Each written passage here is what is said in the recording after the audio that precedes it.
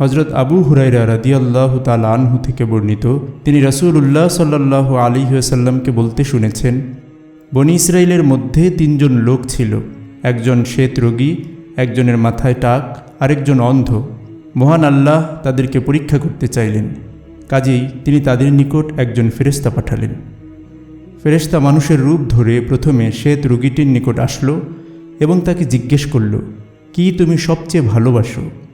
সে বলল, সুন্দর রং ও কোমল গায়ের চামড়া। মানুষ আমাকে যে বড় ঘৃণা করে। ফেরেশতা তার শরীরে হাত বুলিয়ে দিল, ফলে তার রোগ সেরে গেল।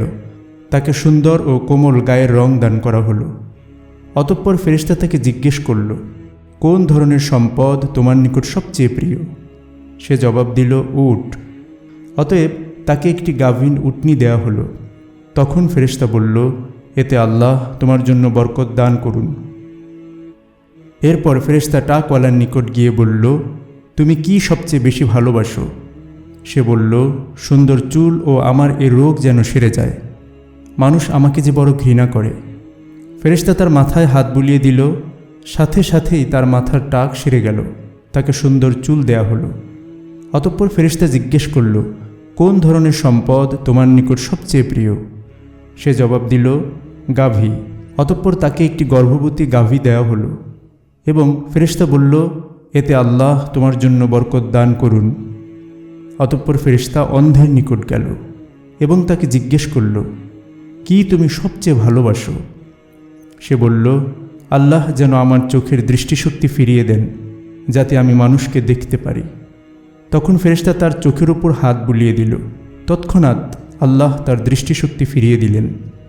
অতঃপর ফেরেশতা তাকে জিজ্ঞেস করল, কোন সম্পদ তোমার নিকট সবচেয়ে প্রিয়? সে বলল, ছাগল তার কাছে সবচেয়ে প্রিয়। তখন তিনি তাকে একটি গাভীন ছাগল দিলেন।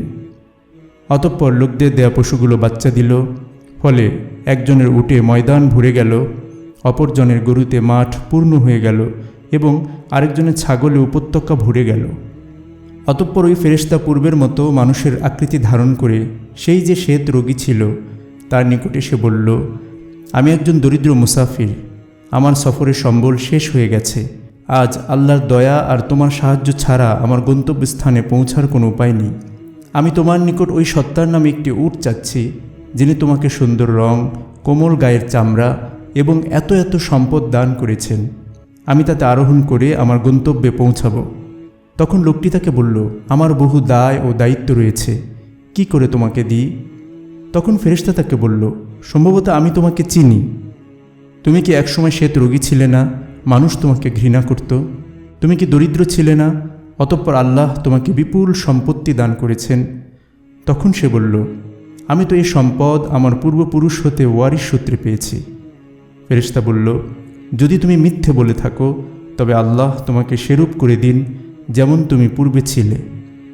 অতঃপর ফেরেশতা পূর্বে যে টাকওয়ালা ছিল তার নিকট সেই বেশভূষা ও আকৃতিতে গেল এবং তাকে ঠিক তেমনই বলল যেরূপ তিনি শ্বেত রোগীকে বলেছিলেন। সেও তাকে ঠিক অনুরূপ জবাব দিল যেমন জবাব দিয়েছিল শ্বেত রোগীটি। তখন ফেরেশতা বলল, যদি তুমি মিথ্যে বলে থাকো তবে আল্লাহ তোমাকে তেমন অবস্থা করে দিন যেমন তুমি ছিলে।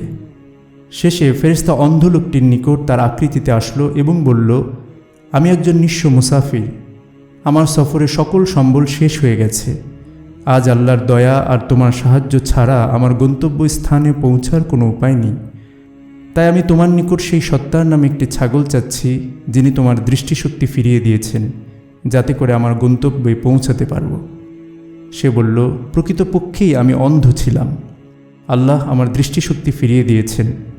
আমি দরিদ্র ছিলাম, আল্লাহ আমাকে সম্পদশালী করেছেন। এখন তুমি যা চাও নিয়ে যাও। আল্লাহর কসম, আল্লাহর জন্যে তুমি যা কিছু নিবে তার জন্যে আজ আমি তোমার নিকট কোনো প্রশংসাই দাবি করব না। তখন ফেরেশতা বলল, তোমার সম্পদ তুমি রেখে দাও। তোমাদের 3 জনের পরীক্ষা নেওয়া হয়েছে। আল্লাহ তোমার উপর সন্তুষ্ট হয়েছেন আর তোমার অপর 2 জন সাথীর উপর অসন্তুষ্ট হয়েছেন।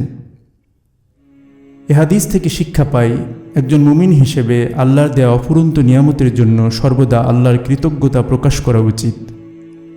আল্লাহ কোরআনে বলেন, তোমরা সত্যিকারের কৃতজ্ঞতা প্রকাশ করলে আমি তোমাদের আরও বেশি দেব। আর যদি অকৃতজ্ঞতা করো তবে জেনে রেখো আমার শাস্তি অতি কঠিন। এবং এই দুনিয়ার পরীক্ষা ক্ষেত্রে সর্বাবস্থায় আল্লাহর পক্ষ থেকে যে কোনো পরীক্ষার জন্য সদা প্রস্তুত থাকা উচিত।